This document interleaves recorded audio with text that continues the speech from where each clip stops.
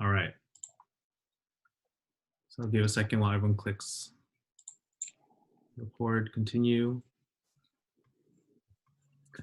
So I just wanted to start off the meeting with letting you guys know we're going to have 3 sections today.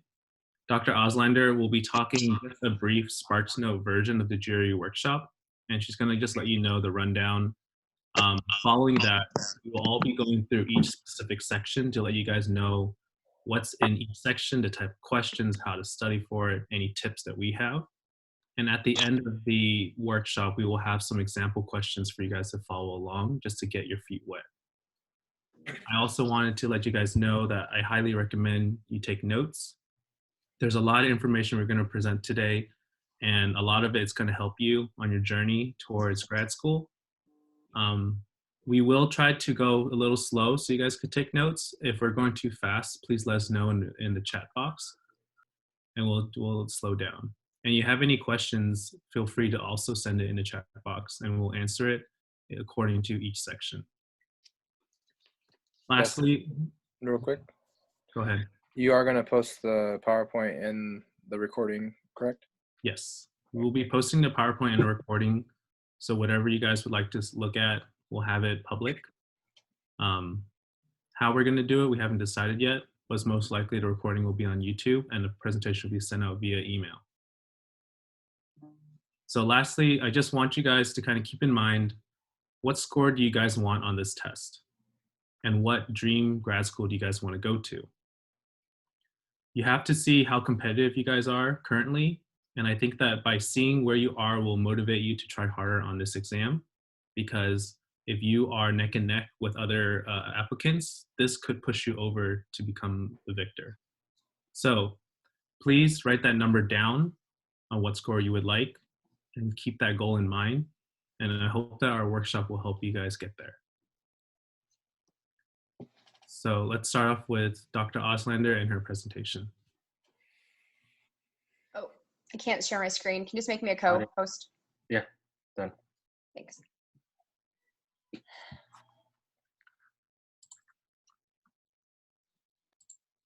Cool. Hi, everyone. Thanks, Justin. I am, like he said, Dr. Auslander. Feel free to call me Alex. I have taken the GRE twice, not because I failed, but because I went to 3 different graduate programs, and they were further than 5 years in between. So I've done this a lot. The GRE, I found that in my classes that I teach, especially the intro class, that students don't really have an understanding of the GRE, what it is. So this is something, a little supplement that I normally do. But I just kind of go through it, and I will see if I can help you out a little bit. All right, so what have you guys heard about the GRE? It sucks, right? It's difficult, it's horrible. You sit there for hours and you study, and you get a word that you still have never heard of, right? So we're going to, in this program, this workshop, try to prepare you the best so you can feel really confident going into the GRE. Because like Justin was saying, what number is that? What is your graduate school? How can you get that competitive edge? And this is one of the ways you can. All right, so first of all, what is it, right? It is the graduate record exam. It's questions that closely reflect the kind of thinking you'll do in graduate and professional school, right? That's what it is. What is your thinking like? How well can you take tests? How well can you look at qualitative and quantitative information and reason and get to the right answer? So there are 3 sections. There's the verbal reasoning, there's quantitative reasoning, and then there's analytical writing. All right. So the verbal reasoning is just that. Exactly that. It's looking at different words, different paragraphs, comprehension, reading comprehension, pulling information out, and really your ability to analyze and draw conclusions from these different excerpts. All right. I know we're going to go through some examples, and they're going to give you guys some really good tips about how to really navigate this section.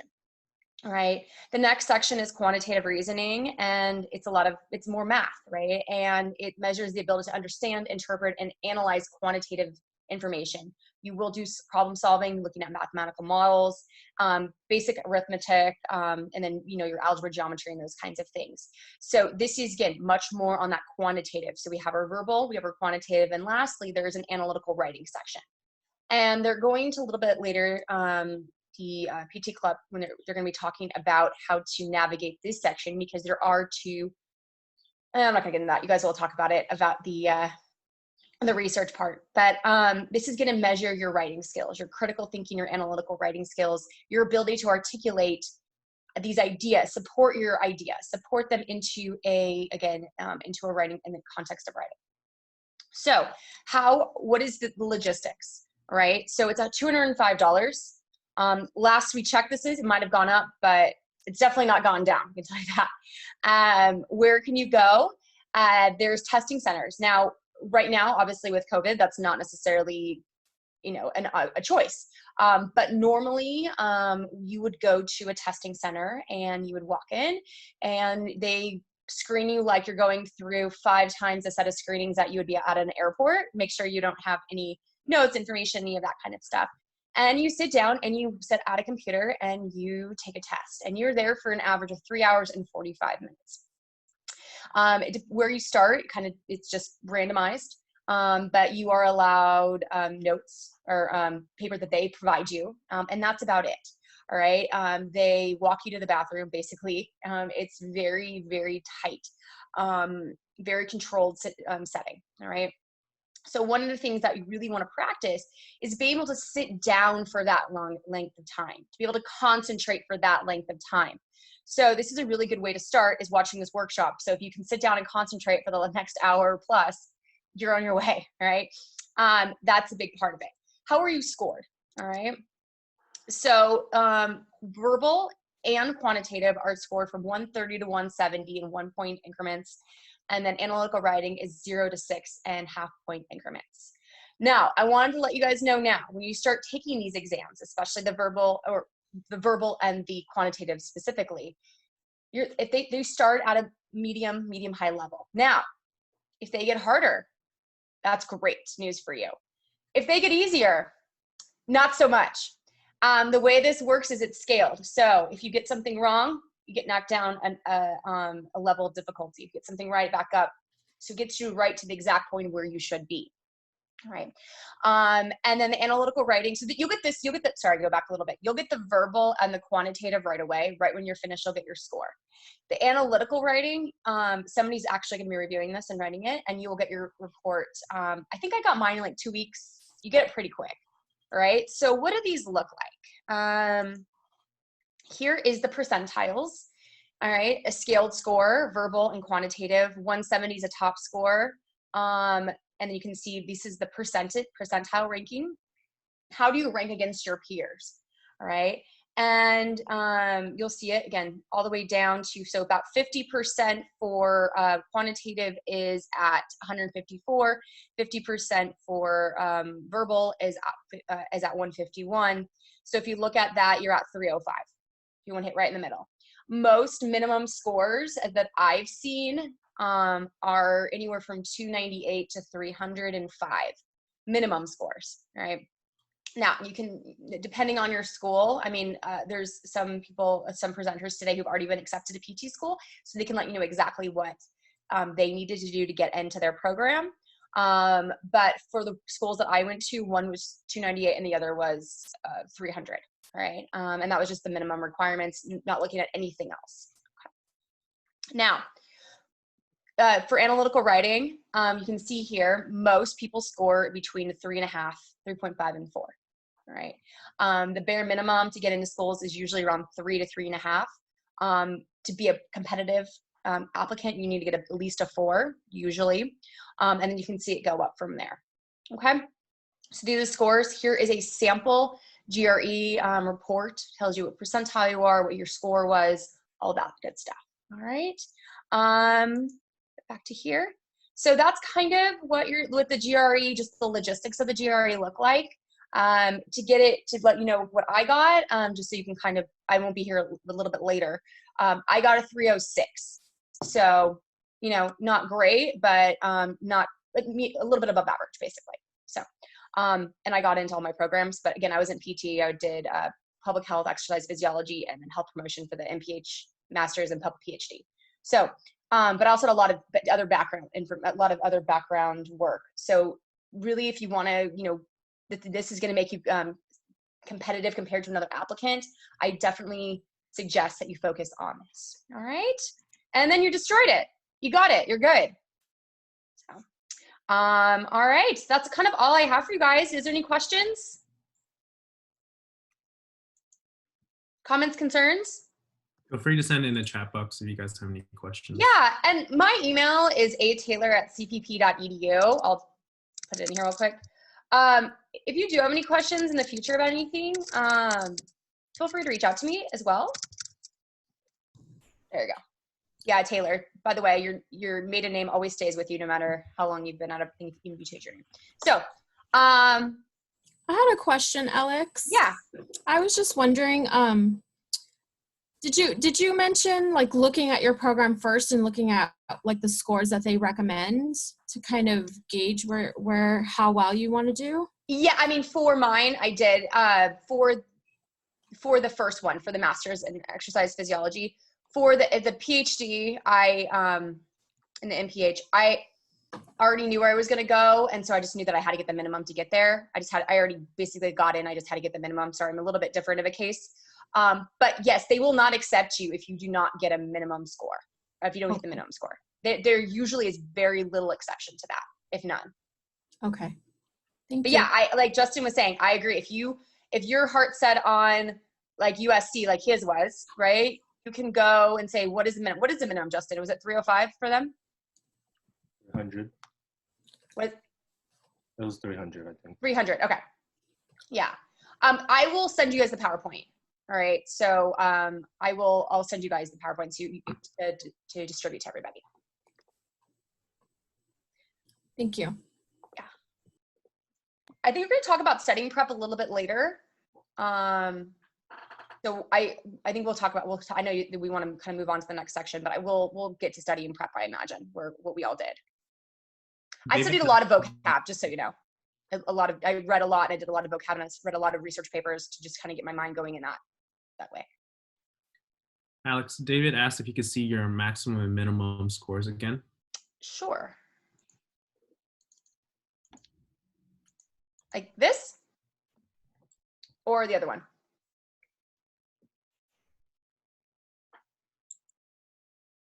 He's responding right now. Okay. Waited with bated breath.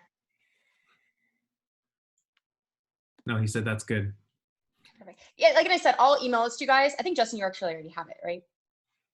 If not, I'll just email it to you. I did make a few changes, and so you guys can kind of see it all. But it's really basic, just some logistics. And the links are all work. So if you want to go and find out where, once this is over, you can go get a testing center. They're all there too. If you're a morning person, take it at 8 a.m. And if you're not a morning person, which I know a lot of students aren't, I found this out through virtual instruction, I would highly suggest not taking them in the morning. Okay.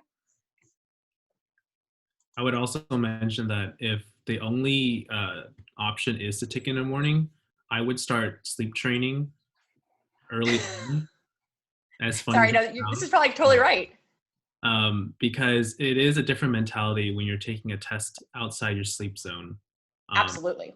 I always struggled to be a morning person, so prior to the test, I had to wake up early, every day for around 2 weeks ahead of time, just so that I could feel mentally prepared for the test the day of. Because I know that if you are trying to adjust it the day before, you can feel really groggy, and this test is very straining. Yeah. And you're going to feel almost like lightheaded by coming in, trying to do everything at once. And you're just going to want to go through it quickly and not even concentrate. Yeah. Exactly. Good point. Yeah, absolutely. If you have to take in the morning, you're not a morning person, like you were saying, like sleep training probably is a good idea. All right. All right. Thanks, guys. Like you said, any questions, feel free to reach out to me anytime. Thanks, And also, real quick, congratulations, all graduates. I wish I could see you guys in person. This is an amazing accomplishment. You guys are awesome. So congratulations, seriously. Thank you, Alex. See you. Thank you, Alex. All right. So now we're going to be going in depth on all the sections that Alex mentioned. Dustin's going to be sharing the PowerPoint. First, we're going to go over the take-at-home GRE covered by Paula. Okay. Hey guys, I'll be going over the GRE take home. Um, it's gonna be it has already started, and it's honestly the new reality. We don't know when this pandemic is gonna be over, and honestly, anyone applying this year and next year will probably have to take the GRE at home. Okay, so we'll be going over the equipment and environment checklist and the eligibility for this, and also the start registration, complete registration with the Proctor U, the testing experience, and after the test. And if you need me to go slowly, you can just say that on the chat and I'll repeat anything. So for the equipment and environment checklist, if you fail to meet any of these requirements, you will not be allowed to take the GRE at home. And if anything happens during the test, like a computer malfunction or the microphone won't happen, the U-Proctor will probably cancel your test and will not give you a refund. So that's really important to know that any of this is at stake, because they'll be able to cancel your test at any time and you won't be able to get a refund. So you'll have to register again and then pay for it again one more time. So something about the computer, it has to be a desktop or a laptop, not a tablet or mobile device. And if you are using a desktop or a laptop, it has to be a Windows operating system. So for those of you who have Mac or Apple, you would have to download the Windows. So that's really important for you to know. And once you download the Windows, you can use Chrome or Firefox browser. Okay. Also, once you download the Windows, they have a system checklist on their website where they check for the audio, speaker, camera to know that you passed each section of the requirement. So that's something that you should do before the test to know that your computer is available to test. So the next thing is the speaker. The U-Proctor does have to get in touch with you. So your speaker does have to be internal or external so you can hear them and they can hear you. And you can't use headphones, headsets, wireless earphones. And the next part is microphone. They must be internal or external. That's not a part of a headset. So for the camera, it has to be built in the camera, or it could be a separate webcam, and the camera must be able to move 360 because the proctor does have to see your testing environment and stuff that you have on the table before the test has begun.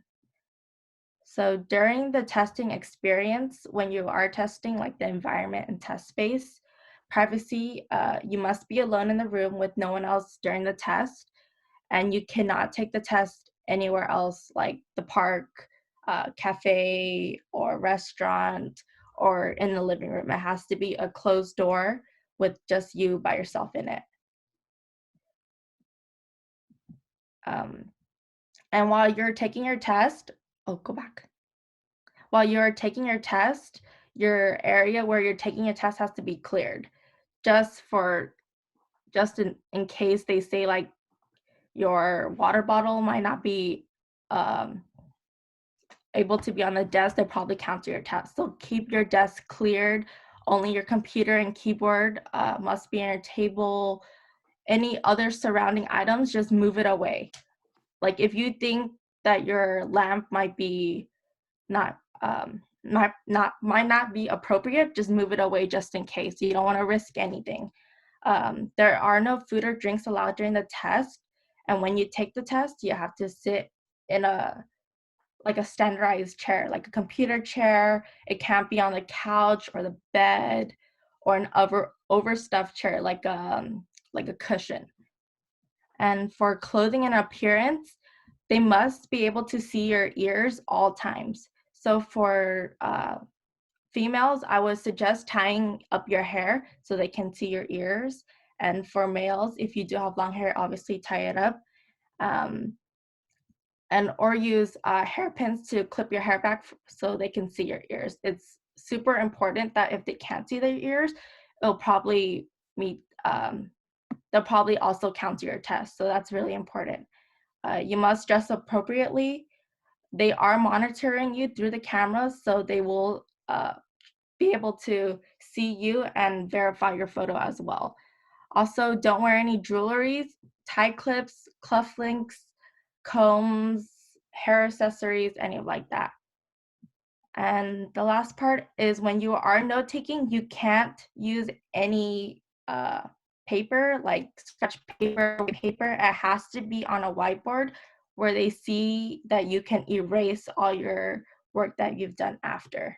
So that's really important, to also buy a whiteboard and a erasable marker. You can also, if you don't have that, you can also use a transparent sheet where the proctor can see you erase things. So that's really important to know.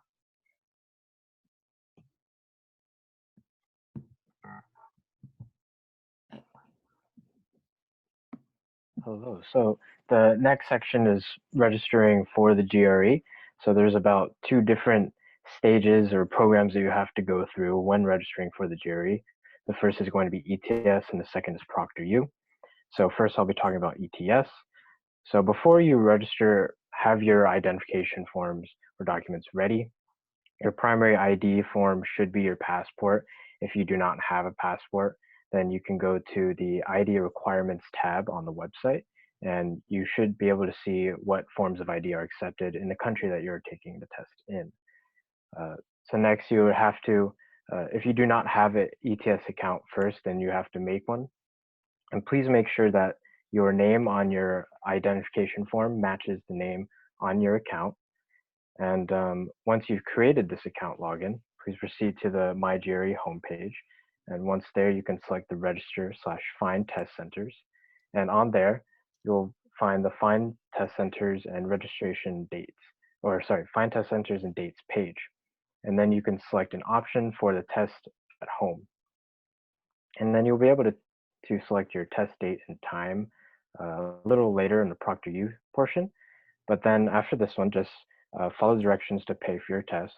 When you're finished, you should receive an email from ETS confirming your payment, and be sure to keep this email in case anything goes wrong. You have proof of your purchase. And you'll also receive an email from ProctorU to link with a link and temporary password for your ProctorU account. And with that, you can select your test and date time. Next. So then the next few steps are the registration with ProctorU.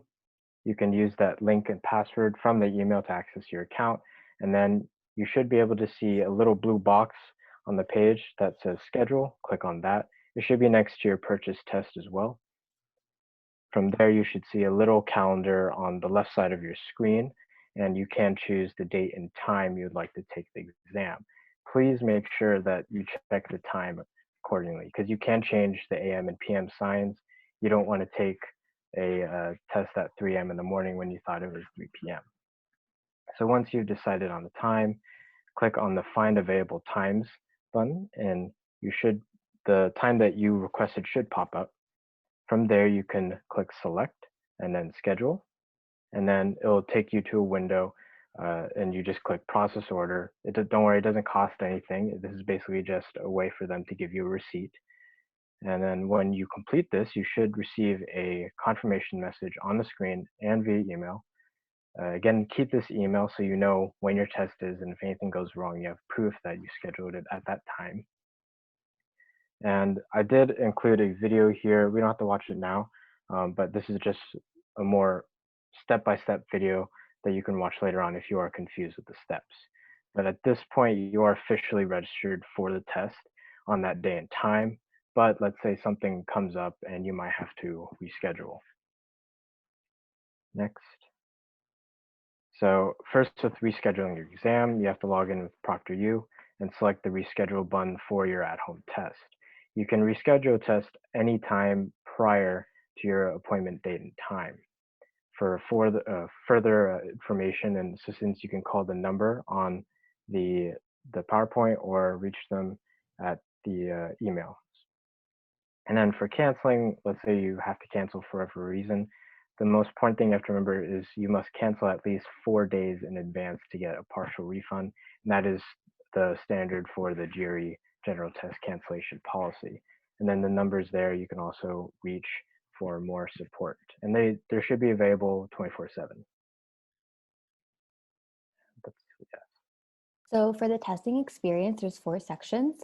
The first section is video and online monitoring.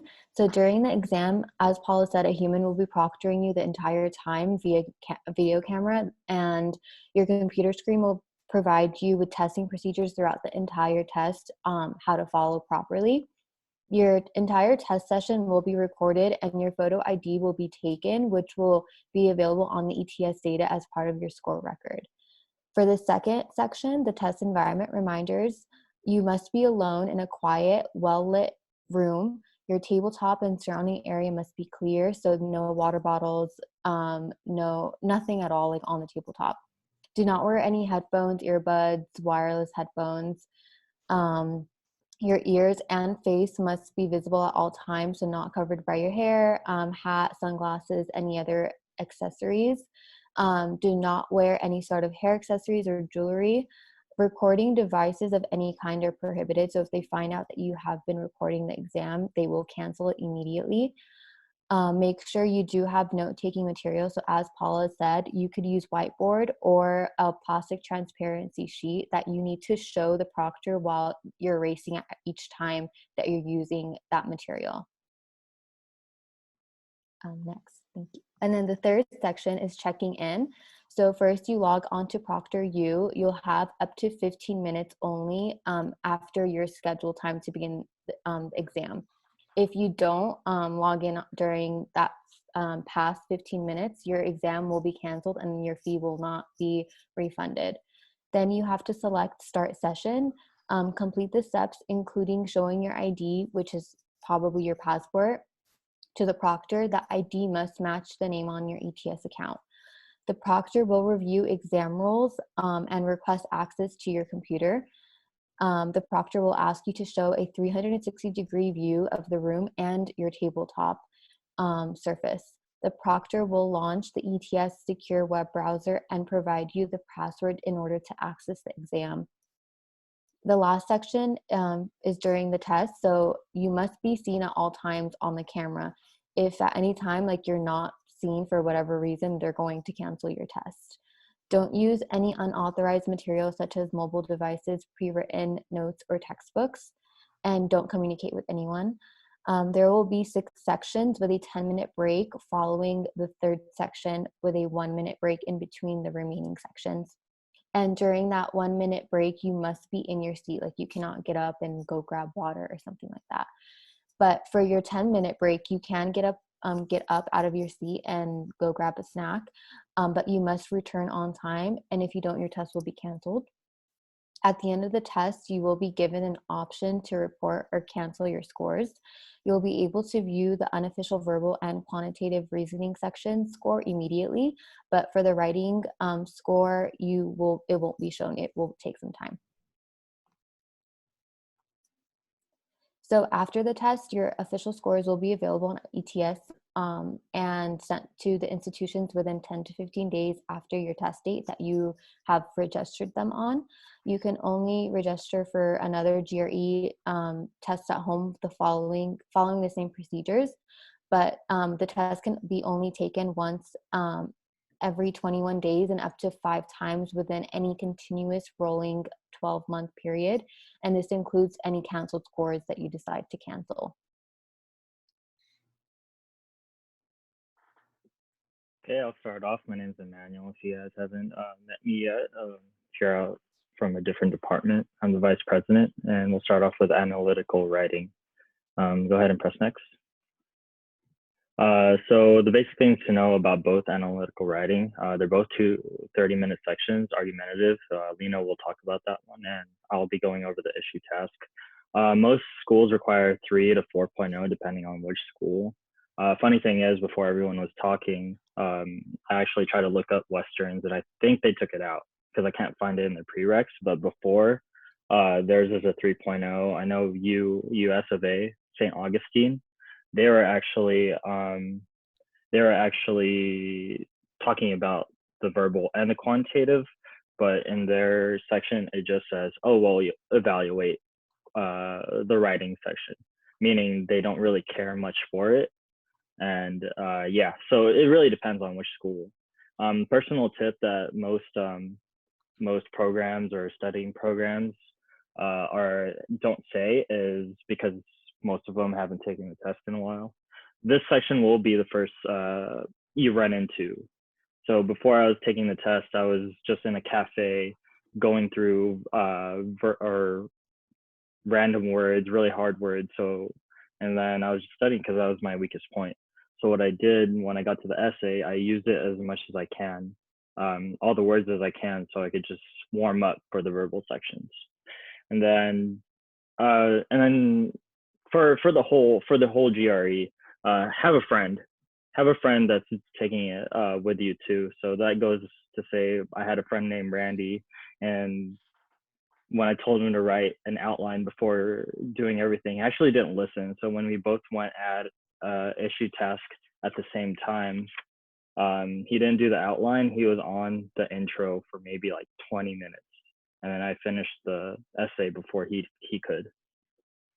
And then utilize the ETS website. That's probably the best thing you could do because they have what teachers use a lot. And then what you say, how do I get an A? Well, it's here.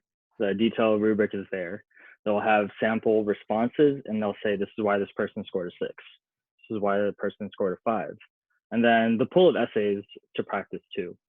There's so many topics you could pick from. You have to, the best thing you could do next to studying is practice, practice, practice, and time yourself. Go ahead, Justin, press next. Basic things to know. You'll know it's an issue task. I believe it says on top, it'll say issue task, but if you skip it like I do and don't read over it, the directions will say agree or disagree. And then the claim, I don't think it gets to 3 lines. I think I've seen a couple on the ETS website, but it's usually like a simple 1 sentence. Argumentative is about like a paragraph, but you'll later know why. And then breathe, like what I'm not doing right now, but breathe, because this is your first section. You might run into issue, you might run into argumentative, so definitely breathe and just calm down. Okay, go ahead and press next. So choosing a side. I was going to take out the are you knowledgeable in this topic, but I think the example I will bring up after this will relate. There's been, because I'm a pharmacy tech, and I ran into an essay example talking about prescription drugs. So I was like, good, I know this stuff. And then my buddy Randy, who didn't listen to me about the outline at first, he did. He got nutrition topic, so it's a confidence booster. But the most important thing is pros and cons, because that plays a huge advantage to you once you have that, because they give you a yellow, well, before in the test center, they give you a yellow pad to write stuff on, but I mean the whiteboard is what you'll be using. So list the pros and cons. If you really don't know which side, just list it out, and then which side has more? The pros has more. Okay, now choose that side. Cons have more. Now disagree with the topic, and then this will be handy writing your body paragraphs. Go ahead and press next. So this is an example right here. Students should only take courses in college that have a direct bearing on their future careers. So that's why I said, are you knowledgeable in this? Because we're all knowledgeable. We could all relate. We could choose. For me, I wanted to be a pharmacist. If I were to take courses going towards pharmacy, then I'll be stuck in there. So I'm knowledgeable in it. I could use that later in the body paragraphs as a situation. So, but the most important part is the thesis, not the intro, the thesis. Just a sentence under the intro. That's the most important part. Pick a side and make it short, because I know everyone has learned through college to make it a little bit long, saying blah, blah, blah, this side, because first body paragraph sentence, second body paragraph sentence, third body paragraph sentence. No, just go straight to it saying, I don't agree, or should not be designed. around the career a student will pursue upon graduation. You don't have to be like Cal Poly, this blah, blah, blah, blah, blah, and then state your side. You don't have to do any of that. Go ahead and press next. And then continue to the body paragraphs, not the intro again. I just want to make that clear. So first two body paragraphs, the best thing you could do, well, these are to support your side. The best thing you can do is make a hypothetical situation. I put two examples because if you're knowledgeable in this, choose the second part. A student can choose to be a lawyer and get stuck that way, not find the potential passion they could find in kinesiology classes. Or if you're not that knowledgeable, be general, using the first example. And then the third paragraph, you have to do this, the concession point. You have two choices. You should consider another side or limit one of your previous points. So you either limit the ones I gave you in the above, or you choose like, okay, maybe the student could spend less on tuition and they'll get into the workforce faster. You could say that. You always have to consider the other side, but always end it saying, but you know, that's in some cases. You know, some cases students, only a small percentage of students know that they chose the right path.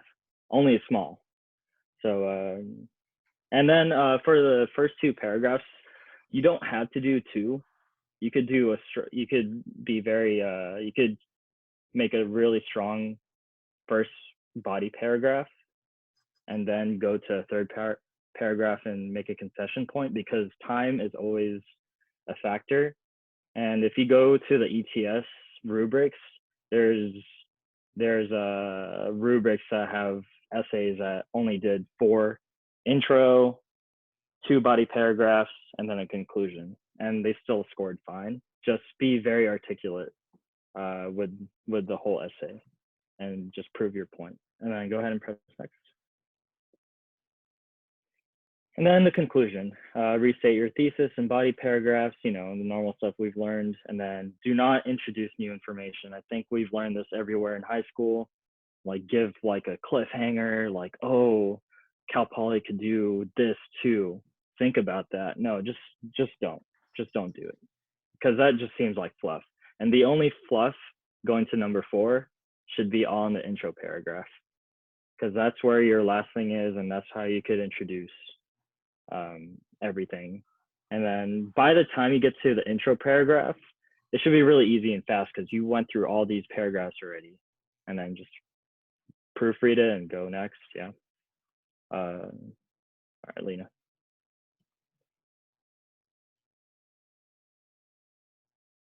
Everyone see. So, hi, I'm Lena. I'll be going over the argument tasks. So, looking at the argument task, the basic things that you need to know is that the task is generally going to be asking you to identify stated and unstated assumptions in a given argument. And it's also going to want you to state what can be used to strengthen the argument. It's really important for this one. You should not be agreeing with the argument. It's giving you an argument so that you can look at it and pick apart what's wrong with it. It wants to see that you can think critically and find out how to strengthen an argument. You shouldn't be agreeing with it. And like Emmanuel said, there are examples on the ETS website that show you specific arguments and instructions. Next. So when picking apart an argument, it's important to know some of the basic logical fallacies, because you want to know what's wrong with the argument and you want to be able to make a good case. So I won't go over all of these in detail, because if you study with Magoosh or if you study in general, you can learn about these. But the different fallacies that you can pick apart are things change, assumed cause and effect, numbers and percentage assumptions, vague language, not all X are alike, don't trust a survey, and what I personally think is the most common is apples aren't oranges. And what this kind of means, and what you'll see in the example that I use, is that for this fallacy, sometimes in an argument, two cities will be compared, and you can't assume that what works for one city is going to work for another. So you have to look at all the possible explanations for an outcome rather than assuming that two cities will have the same outcome. And I'll go into that on the next slide. So next, please. So this is, sorry, it's a kind of long task, but this is generally what an example will look like. So the government in Littleville plans to build a large mall in a newly constructed zone just outside the city. Littleville hopes to attract many wealthy clients who it believes will shop at Littleville's mall's many planned boutique stores. 10 years ago, Biggsburg, a city in the same province, built an upscale mall in its fashionable downtown district. The mall was an instant success, so Littleville Mall can expect similar return on revenue in the year. So you'll be given this when you first get the essay, and then after you read the prompt, you're going to want to start planning on your notes how you want to pick apart the argument. So usually I would recommend picking about 3 things that you find wrong with the argument and brainstorm how you're going to go about it. So when you start with the intro, like the other essay, you want to keep it short and sweet, but you also want to use standard boilerplate language. And oftentimes people are going to try to spend too much time writing a really lengthy, profound intro, and this takes a lot of time away from what you could be using to write the body paragraphs, your main argument. So you're really scored in this section on, again, how well you analyze and pick apart the argument in the body paragraphs. So it's important that you don't take too much time in the intro. Usually about a minute or so is good enough for this. And I provided an example of what an effective intro would be. The following argument is flawed for numerous reasons. Primarily, the argument is based on the unwarranted assumption that, and this is where you would put whatever fallacy you found, which renders its main conclusion invalid. Next slide. So after you've gotten your intro out of the way, your short, sweet intro, you want to focus on your 3 logical fallacies. And one thing that you should know about this is they're not only going to grade you on how well you pick apart the argument, they want to see that you can organize your arguments. So pick 3 fallacies, for example, and then you want to spread them into different paragraphs, just because this will help you score better because it shows that you can organize an argument. So you're going to pick your fallacy, and then you're going to explain why that's not a logical argument. And then after that, you want to strengthen the argument. So it's important to note that for this essay, you're not just going to be identifying the fallacies and explaining them. You're going to try to strengthen the argument to show what evidence would be needed to strengthen the argument, really. So they're looking to see that you can think critically to improve it. And another thing you could do is you could state that if certain evidence were to come to light, this would refute the argument. And based on the prompt that I read to you, these are 3 example fallacies that are within that argument. And the one I'll be going over is the first fallacy, which is Littleville and Biggsburg are similar, an apples versus oranges fallacy. So using this, you could explain that the argument fails to provide any justification that the 2 cities are similar. Biggsburg may have wealthier residents that are more likely to spend money, and this would explain the success of Biggsburg's mall. But if Littleville is a lower middle class city, then the argument that the mall will attract wealthy clientele is without basis. Then after you've gone over the fallacy, you can mention that if the argument had provided information regarding the similarity in income levels of the 2 cities' residents, then it may have strengthened the argument. But you also have to mention that further proof would still be needed to prove that the citizens of Littleville are still willing to spend money at a mall. So basically, something can strengthen the argument, but you still have to have some reservations. And that would be the process for 1 body paragraph, and you would repeat that for however many body paragraphs you choose to have. And next slide. So the conclusion, this one you really want to keep it short and sweet because you should have put everything for your arguments in the body paragraphs. Everything should be there, so the essay should basically be done by the time you get to the conclusion. And it's, again, it doesn't have to be lengthy. 1 sentence is more than enough for a conclusion as long as it wraps everything up. And if you do have time and you've already proofread, you want to add more, you can, but really there's no reason for this section to be more than 2 sentences long. And I just put an example of what an effective conclusion would be. It's just 1 sentence. Because the argument makes several unwarranted assumptions, it fails to make a convincing case that Littleville's mall will mirror the success of the one in Biggsburg. And that's it for analytical writing.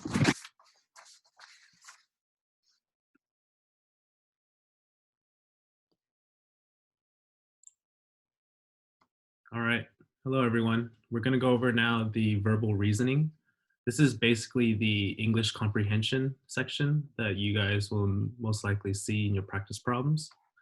The outline we're going to see first is that you're going to have 2 sections, and it's going to be a total of 1 hour. So each section's be about 30 minutes to answer 20 questions. The type of questions you're going to see is a variety of reading comprehension and vocabulary questions. For the reading comprehension questions, most likely you're going to see questions like how to end this paragraph, how to finish this essay. There's a blank in between the essay. What sentence fits that blank best? This is where I would recommend you take the most time during the test to read, because you're going to be tested on your critical thinking skills. Oh. Someone asked if you can go back to the last slide. There you go.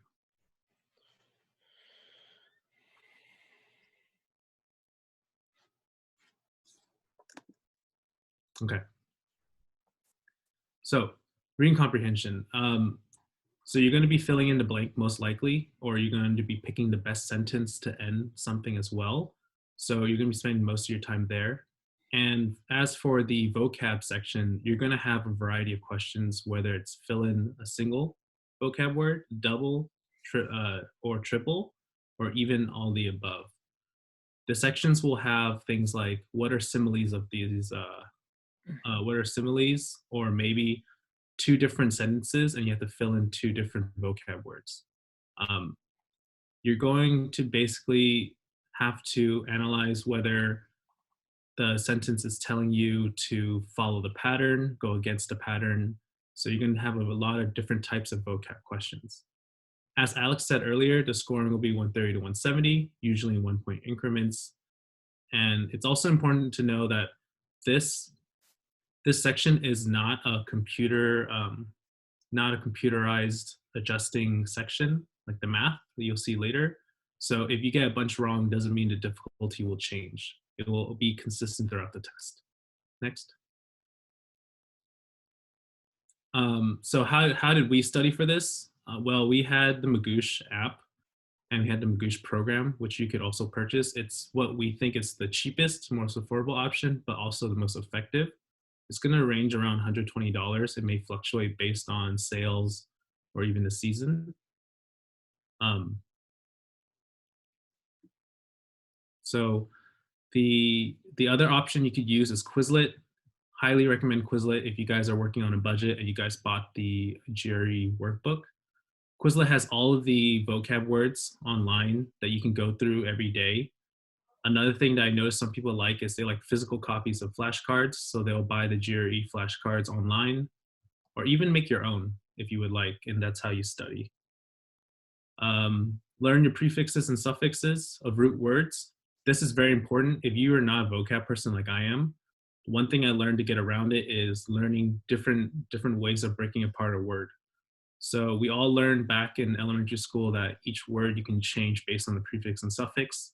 So relearning those fundamental skills will let you kind of skip around, save time on words that you can easily pick apart, because we all know there are some big words that you just have to know the definition of. Like I said earlier, reading comprehension, these are just questions that you're going to be dealing with for the rest of your life when it comes to standardized tests. So taking the time to really break down what you're reading and really learning what they're trying to tell you is going to be essential when it comes to this section. There's no way of kind of finding a shortcut in this one. We do recommend that you find the main points they're trying to tell you, but we will show you a practice problem very soon, and you can see the thought process we'll be going through. Lastly, I always recommend leisure reading always helps. Reading academic books, online newspapers, anything that has vocab words that are difficult to understand and use are perfect when it comes to preparing for these sections of the GRE. And just taking your time to understand all of these things. Next. So someone said they want to look at the previous. I'll go ahead. We'll just stay here for like 30 seconds. Okay.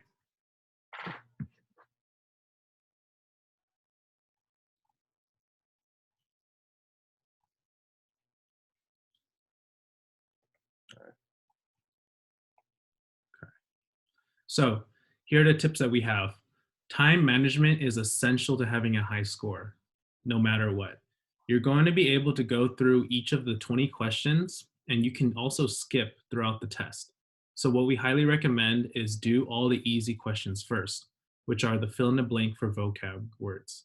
So they're just going to have one single sentence, maybe two, but there'll be a blank in the middle, and you have to fill in that one blank. Those you should be spending maybe 30 seconds on at most. You want to get those out of the way so you have time to do the reading comprehension and those triple fill-in vocab sections. So one thing that we kind of have as a little goalkeeper is 30 to 45 seconds for the easy questions and then 45 to 60 seconds on the medium to hard questions. You're going to want to save as much time as you can. And if you finish early, that's great. You can go back and review those questions as well. But try not to just take one at a time, get frustrated, feeling like you're going to be wasting time going back to it because you're probably wasting time staying on it. So I hope that makes sense. When learning new vocab words, don't blindly review those vocab words. One mistake that I made was, going through every day trying to learn 20 vocab words, straight definitions, but, in all honesty, I would forget them within the week. So what I recommend doing is trying to use them in your everyday life. The best way to use it is during Emmanuel and Lena's section. You kind of use it in your analytical essays. This is where you kind of have a way to practice using those words so that you are confident that you know how to use them and what they mean. And hopefully they stick with you when you're taking the verbal reasoning section of the test. I also recommend reading higher level text as well. Earlier, I mentioned leisure reading.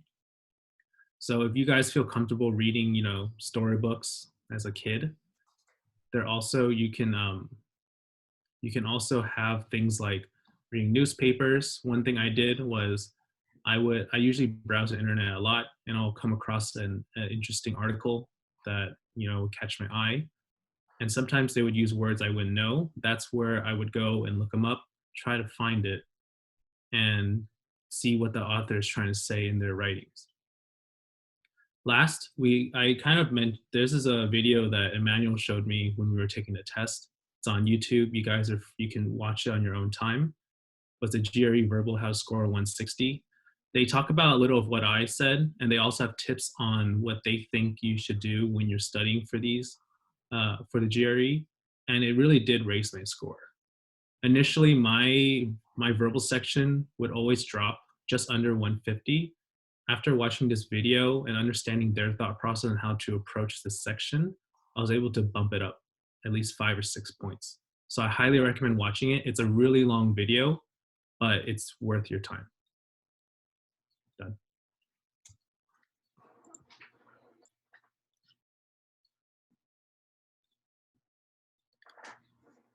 Okay, so the quant section, you have 40 questions total again. 2 sections, 20 questions each, but instead of 30 minutes, you get 35 minutes per section. The type of questions you get is data analysis, pattern recognition, geometry, basic algebra, comparative analysis.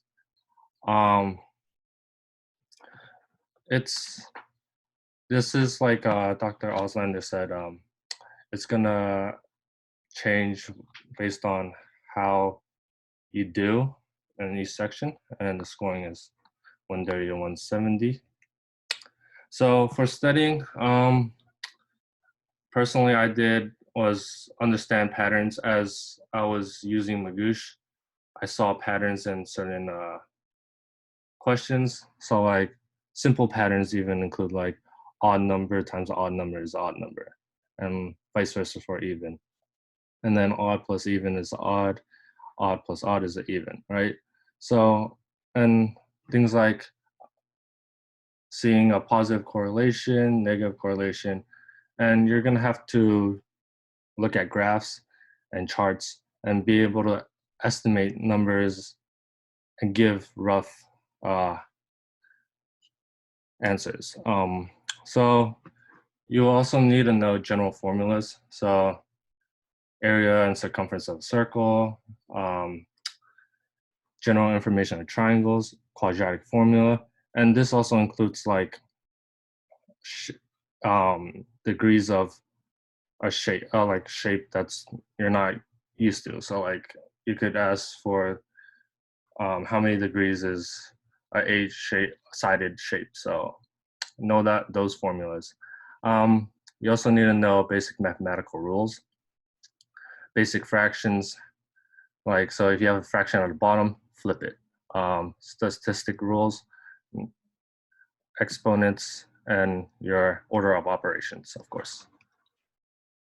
So some tips I had I did during the test was do the easy problems first. You just skip through. If you don't know how to approach a problem, it's okay to skip it. You come back to it. Some problems, you have a long question and then there's a chart. You can skip those because those usually have like 2 or 3 questions to it. Try to remember if you do see those type of problems to just remember the information so you don't have to keep reading the question over and over again. Personally, I try not to use a calculator. Multiple choice questions, they have answers that are not that are common mistakes, and of course you're going to get the wrong answer, even though the calculator says one answer and then you're going to think it's the right answer because it's there. Also, use clues on the page, even the provided answers if needed. So the provided answers can help you solve the questions. There are a couple questions I saw in Magoosh where you had to look at the answer to solve the question. And then there's the research section. All right. So the research section is probably the most confusing one that most students will be going through. So let's talk about it a little bit. So the research section is similar to, if you guys have heard about the MCAT, they would have a little section where they would give you test questions that they're planning on adding on the next test. So this could be a different format, maybe some sort of new type of section that they want to add potentially. But they have to make sure that it's not too hard or not too easy for the meta.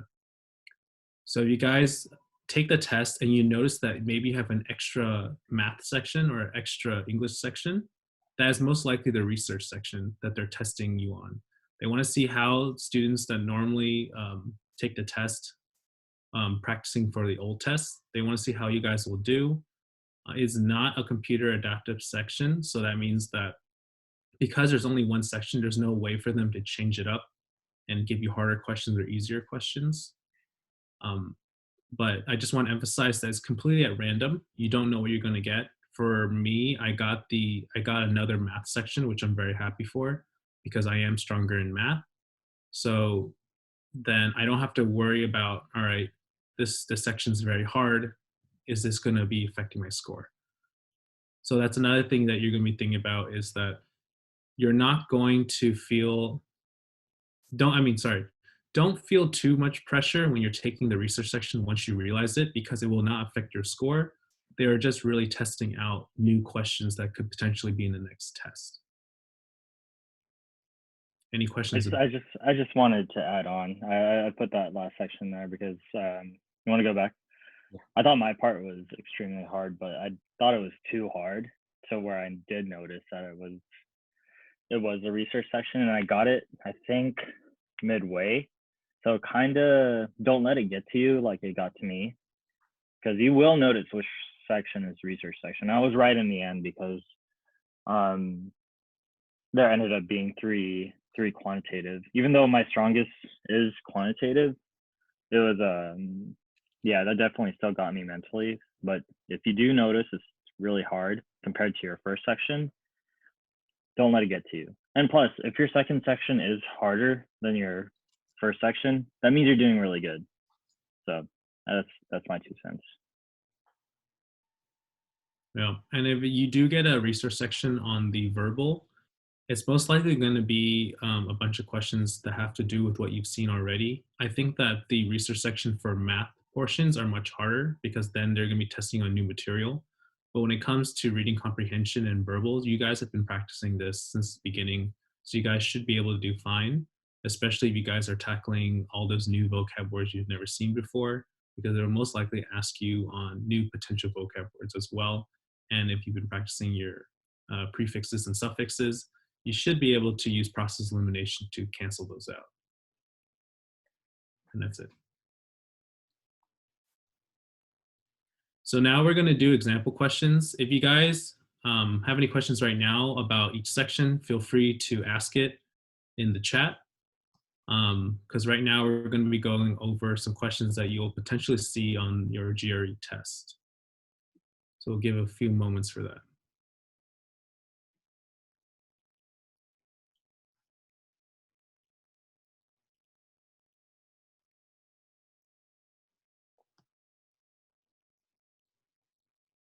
I think everyone's good. All right, let's move on to the example questions.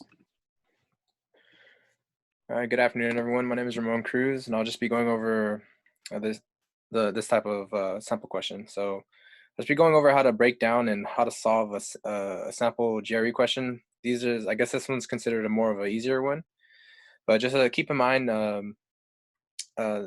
that the reason that you have to, this is the reason why you have to study and prepare your mind for these types of questions beforehand. So whatever resources you're going to use, like Justin and Emmanuel said, either Magoosh, any other online resource, or even the GRE website itself. They also have there are also sample, GRE questions that you can go and practice like that. So anyway, so obviously first, when you get to these types of questions, you're going to read what the question is actually asking you for. So it says select exactly 2 answer choices that best complete the sentence to produce sentences that are alike in meaning. So again, alike in meaning, and select 2 answers. And then you just read the question. So it's what does it say? Clausewitz frog refers to the disorientation soldiers feel regarding to the blank of their situation. The volatility, I can't even say that word, validity and unpredictability inherent into risking one's life in combat. So then you just break down, the question. So it'd be validity and unpredictability. So that's what you're trying to get to, the selective answer choices that you're looking at. You want it to relate to those, that portion of the statement. So right away, you can use a process of elimination to do this, or logical deduction. So you just look at the validity and unpredictability. I already look at the answer choices. I see uncertainty. I know unpredictability and uncertainty, they relate to each other. So I definitely know uncertainty is an answer choice. The question is telling me that I need 2. So I can look at the other selections. I see mortality and morbidity. I can't even say it. But I know those 2 relate to each other. They're referring to like death or, causes of death. But they don't relate to the statement. So I know 100% that I can eliminate those 2. I look at contentiousness, and obviously the root word is contentious. So that I know that means like, I think what, controversial or argument, and I see tragedy, where it's obviously means something bad. I know those 2 do not relate to the statement because they have nothing to do with the definition that we're looking for. Then we can eliminate those 2, and you go right to the top selection, was precariousness. And precariousness, I happen to know that it has uncertain in its definition, and then those are your 2 best selections for this answer. Obviously, you use the logical deduction. You can eliminate the answers that you don't know, but as long as you know one answer and you know what's going on, you can obviously process elimination and you choose the best 2 selections. So precariousness and uncertainty are the best choices for this answer. Is there any questions on how you would go about it? Again, you use the study information that you can use to prepare yourself for these types of questions. But you just use logical deduction. You don't want to spend too much time on this question because it is considered an easy question, easier question. But yeah, you just use process of elimination and you just choose your best answers. So you can eliminate the ones that don't even relate to the definition that it's asking you for.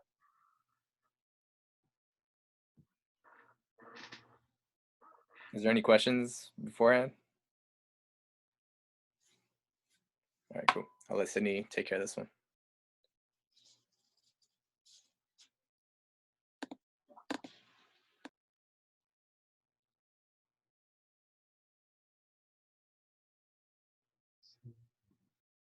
Sydney, you're muted.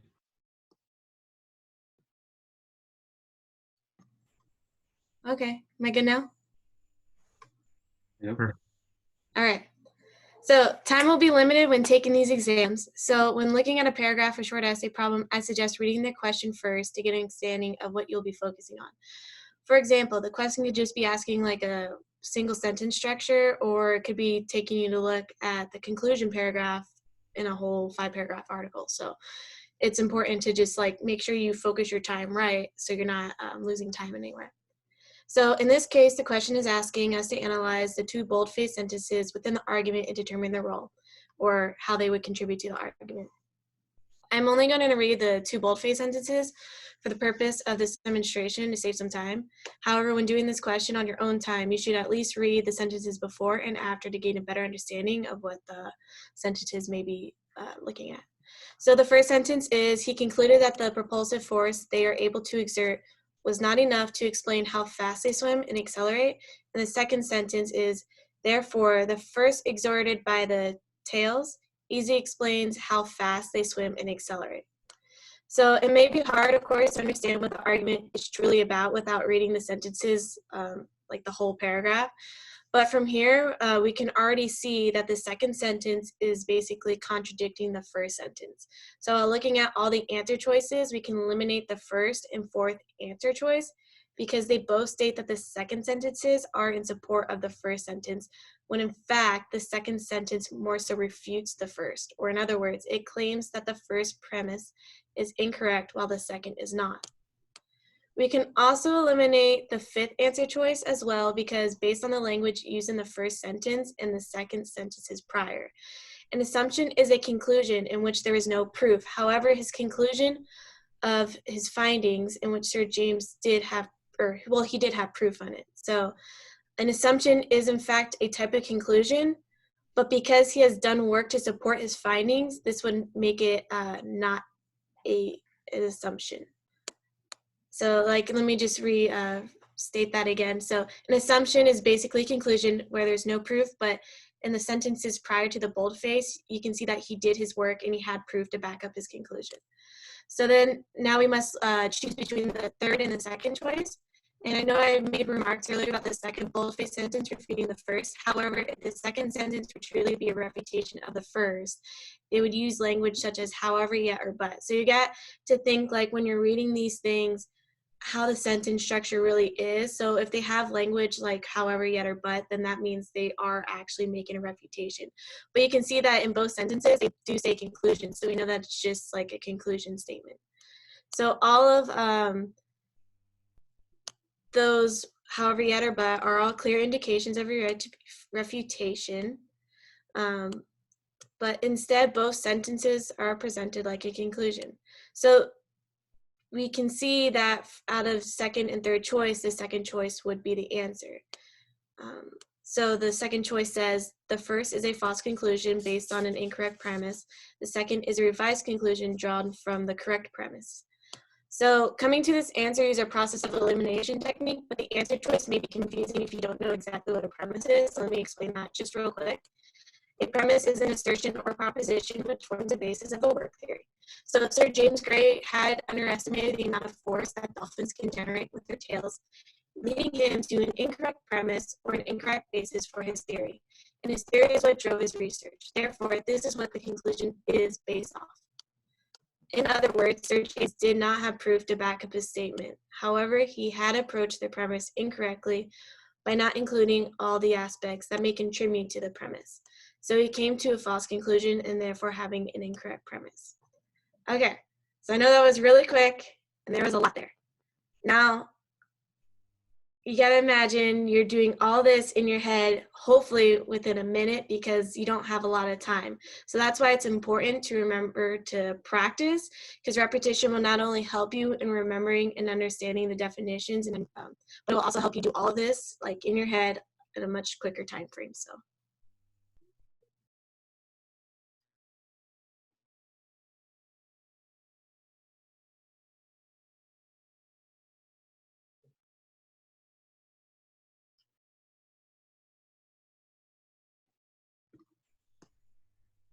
Okay, so I will be going over the math question. This one's a medium difficulty. I'm not going to show you how to solve it. I just want to show you the importance of it. So if 6 k squared plus x equals 2 and k greater than 0, then k must equal which of the following? So off the bat, if you look at the equation, you know it's a quadratic formula equation. So I want to emphasize the importance of knowing your formulas, because if you don't know the quadratic formula, you don't know how to solve it. Can you go to the next slide? Thank you. So if you don't know the quadratic formula, you probably won't know how to solve this question. That's why it's a medium difficulty, because people tend to forget the importance of knowing specific formulas. So before the GRE, I would suggest like going over common formulas that you would use for math problems, because even for more difficult math questions, you would have to know these basic formulas to solve harder math questions. So that's all I wanted to emphasize with this question. Just to go over it, you could just plug it in, move the 2 to the other side, plug it in, and then you'll get your answer. Okay. The second math question I want to go over is medium difficulty as well. In how many different ways can 3 identical green shirts and 3 identical red shirts be distributed among 6 children such that each child receives a shirt? So before, when I usually go over a math question, I usually read it twice just so I can point out keywords so I know what I'm looking for. So keywords here would be like how many different ways, and 3 identical green shirts and 3 identical shirts distributed. So this, off the bat, for me, I would know it's a combination question, knowing how many different ways each 6 kids will have a shirt. Can you go next slide? So once you know that it's a combination question, you can use the combination formula. NCR, for those who don't know what NCR is, N is the total number of objects in the set, and R is the number of choosing objects from the set. So once you plug that in, 6 choose 3, you would put 6 on the top, 3 on the bottom, 6 minus 3, and then on the side, you would solve that out. The 3, 2, and 1 would cancel out, and you would get 20 as the answer. So just like the quadratic formula, knowing these basic formulas to help solve the question will definitely help you with these questions. That's why most GRE questions are often difficult for some people, because we don't realize the importance of formulas, so we don't know how to solve them at the end.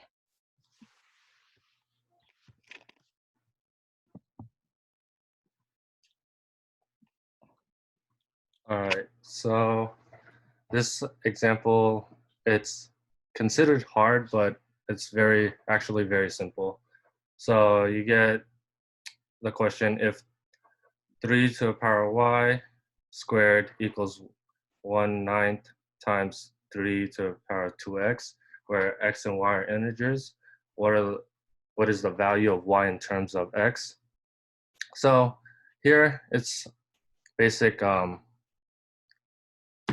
exponents. You need to know that for exponents, if you have the same base, you can combine them, right? So you could have, you've set the base numbers as the same. So I combine the left side to be 3 to the power of 2y, And then the right side, I made it so it's 3 to the power 2x over 3 squared, right? So now that everything's the base, you can combine certain terms. So on the right side, you can combine it so it's 3 to the power of 2x minus 2. And since the bases are the same, you could set 2y equals to 2x minus 2, just simple division, and you get y equals x minus 1, which is a, right? So even though this problem is considered hard, you just need to know basics of exponents and you should be able to solve it, no problem. And this is another example of where like, don't use calculator. Like, 9 is 3 squared, right? So it's simple, basic mental math. And then here's another question. There's gonna be a lot of questions where geometry in terms of ratio of a triangle inside a bigger circle or something like that. So here's an example. You see 3 semicircles with 4 points. It may look kind of intimidating, but it's actually pretty simple. So if A and B, the distance between A and B equals B and D, so you know the two small semicircles are the same size. And then A and B is 3/5 of AC. What is the ratio of the circumference of the larger semicircle to that of the combined circumference of the two semicircles? All right, so this problem, you would need to know general equations, circumference of circle. So even though it's a semicircle, they're all semicircles, so you don't really need to convert the equation. And the circumference is usually 2 pi r, but since they're all given as diameters, you could keep it. So the conversion to diameter to ratio or to radius is gonna cancel out. If whether you convert the big one and the small one, it's gonna cancel out. So just use what you're given, right? Makes it simpler. So so notice the ratios they give you. AB equals 3/5 AC and AB equals BD. You see common lengths and variables. So there's ways you could use it in the formula to convert back and forth. And then, so since you don't need to convert anything, the ratio becomes diameter of big circle compared to the diameter of the two smaller circles, right? So the big semicircle is AC and the small is 2AB. Since BD is the same as AB, I just kept it as 2AB.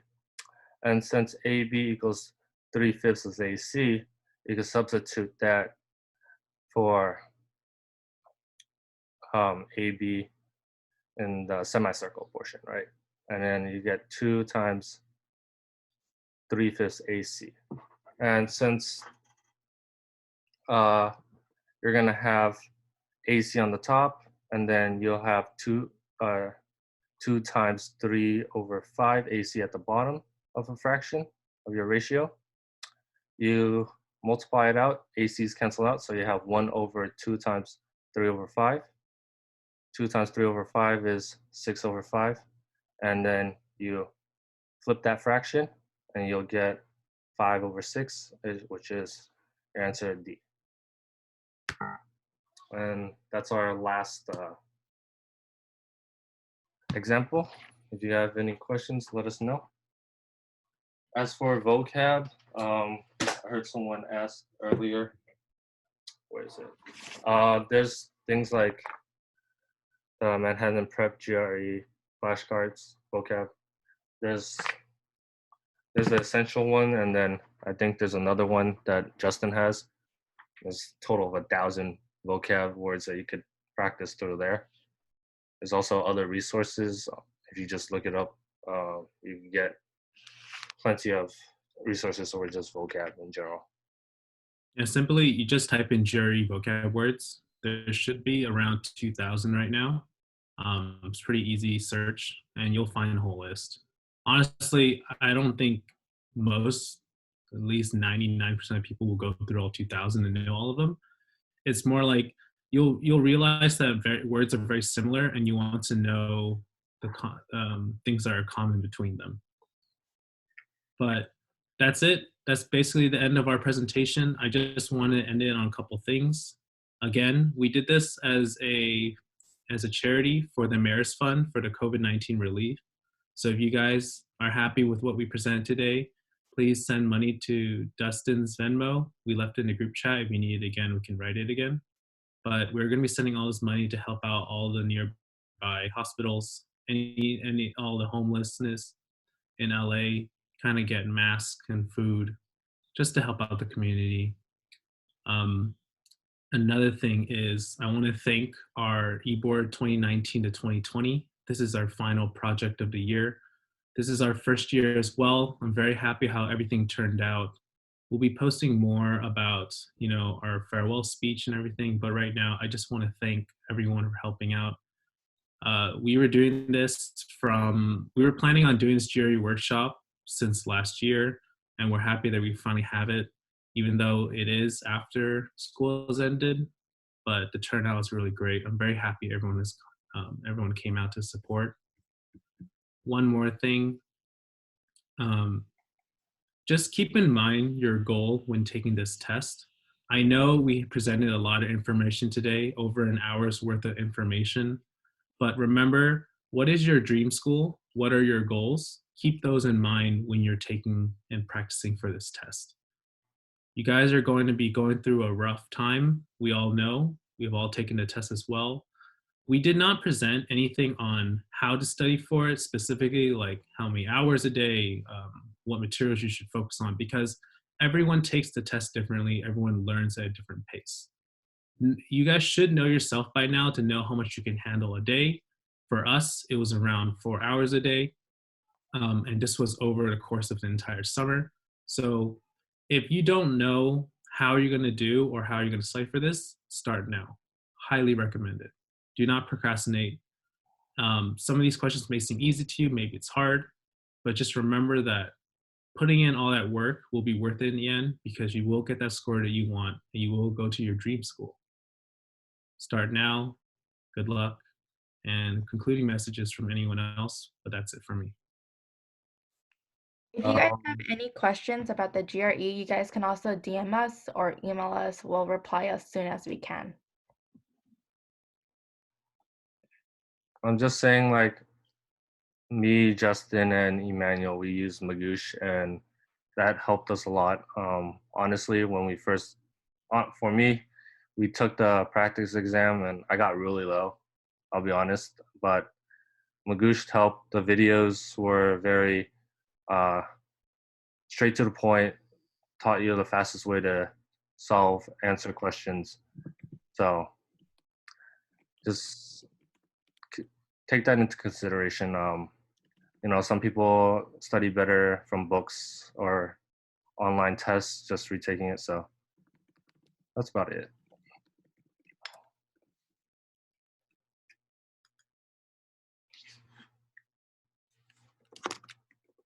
We'll post a link where you could download the PowerPoint.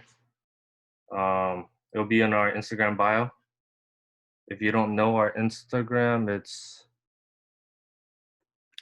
I'll type it in the chat.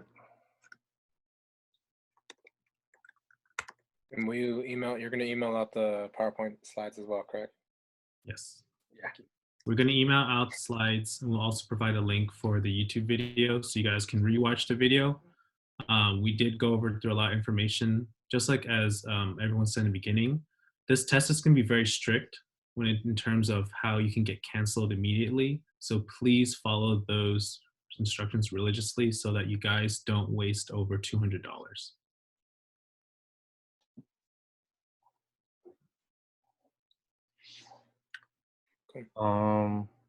For those who got into PT school, is it okay to know your GRE scores and GPA? I'll go first. So my verbal was exactly 150, and my quantitative was 154, and my essay portion was a 4.0. So I pretty much hit the bare minimum. I also want to make a statement though, that even though I made the minimum and I got into school, I would not aim for that because I did have a lot of everything else to back me up. Um, my GPA at the time when I was applying was a 3.7, and I already finished all of my hours. I have about 600 hours in outpatient and inpatient. So do not aim for the minimum like I did. Um, please aim for the highest score possible when applying. I'll go next. I got 159 for quantitative, but I did get 149 on the verbal. And that brings up a good point too, because some schools look at the combined. So that's a 308. So they kind of overlook the below 150. I'm pretty sure the schools I got into. And writing was 4.0. And my GPA, I could explain that. the GPA for in Cal Poly is a 3.9 something, but overall it's 3.5. But when I applied, I think it was a 3.4 something. But really, there was a pattern in my GPA where from community college where I messed up, and I've talked to a lot of people about it too. A lot of people mess up in community college, but as long as you show that you're getting like straight A's in undergrad, they'll see it. They'll see it, but you have to remain strict on that too. But I still think I had a good GPA. Also, I didn't apply, but Magoosh did help in terms of my score. I got a 149 on the verbal, and then I got 160 on quant, bringing my score to a 309. But my writing was a 4.5. So I probably will retake it again because I do want to widen the amount of schools I want to apply to. As Vaughn said, or as Manuel said, some schools look at 150, total of 300. So as my verbal is below 150, I probably will retake it. But that depends on school. You just got to do your research, right? We only know about schools we applied to, but always do your research, and especially during these times, like some schools may be changing prereqs or whatnot. I know schools like Western, USC, and a couple others are talking about taking away GRE requirements, but that won't be for a couple of years. So always do your research. Prereqs will always maybe be changing, so don't leave that factor out. One thing I wanted to say real quick is some schools are planning on taking away the GRE, but it's most likely not going to happen anytime soon. So if you are applying this coming summer, or I mean now, start studying for the GRE. I want to add it on to that too. Before you study for the GRE, make a date, because usually that's when you won't take it seriously until you have like a set date. But to address Chris's, we stated the cumulative like overall, but they do look at science GPAs very heavily, especially anatomy and all that. And then don't forget about the prereq GPA too. So there's a few things you have to take into account when you're calculating these GPAs. And then just to be more specific too, PT-CAS or OT-CAS, wherever graduate school you guys are going to, those centralized application services are going to they're going to calculate it their own way, but that also means schools are going to calculate it their own way. So the best thing you could do is just send your transcript to an advisor also, and then you'll get more of an idea. So yeah, there's 3 separate GPAs you want to look at. Emmanuel made a good point. We did not take our test seriously until we dropped that 205 down to pay for it. That's when you know that there's no backing out at this point. You got to sit, buckle down, and study. It's going to be daunting because I know it's summer break. You guys just want to chill, relax. But the summer before you apply is the most essential part. Couple things that you guys should keep in mind is while you're studying for your GRE, also make sure you get other things done as well so that you're not just focused on one. During the summer we applied, we not only studied for GRE, but we also got our letters of rec in. We also got started on the application process early because you guys want to see the essay portion and kind of work on your personal statements early on. There's going to be a lot for you to do, but it's all going to be worth it in the end because you will be done and you won't be taking extra time off, potentially waiting to get into a school. So be prepared for that mental process. We all been there. It's very tough, but I know that if you guys truly want to go into grad school and you really want to be in this profession, your motivation will be there.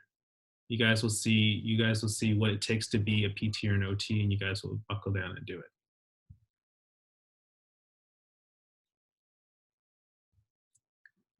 it. Are there any other questions?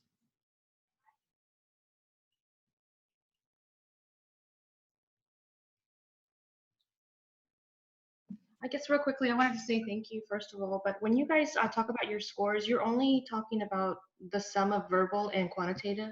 You don't add the essay, is that correct? Yes. Okay. Yes, so your scores are on those 2 sections. The essay is, you can see it as it's not worth as much because the min requirement is not as heavily focused as the verbal and quantitative, but most schools will actually take a look at that essay as another deal breaker. Like if your scores are the same, they're going to start comparing your essays. For the most part, they do just want to see you hit the minimum for all of them. When I were like, if I'm going to ask, for instance, USC what their minimum is again, they're going to probably just sum up verbal and quantitative. They're not going to, the number that they give me won't include the writing essay? They will. They'll tell you to at least have, I believe, a 4.0 on your essay, unless they changed it recently. But the one thing they're going to tell you to focus on is make sure you have 150 in each section. So if you take like Dustin's score, for example, he scored very well in the math, but because he hit a 149 on the verbal, he's technically on a lower tier list when it comes to the GRE section. They won't see it as a cumulative score, unlike some schools will.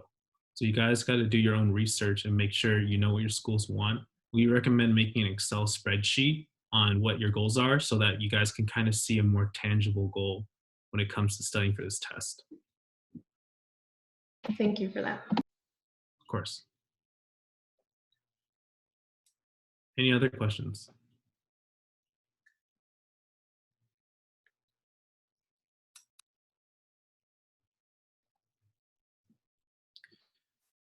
All right, I think that's about it. Thank you everyone for coming out. Very happy on this turnout.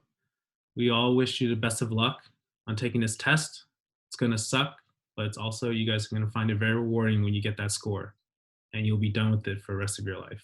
No more standardized testing. All right, bid everyone farewell. We'll be posting everything very soon and talk to you guys later. Goodbye, everyone. Stay safe and stay healthy, everyone. Bye. Bye. Take care.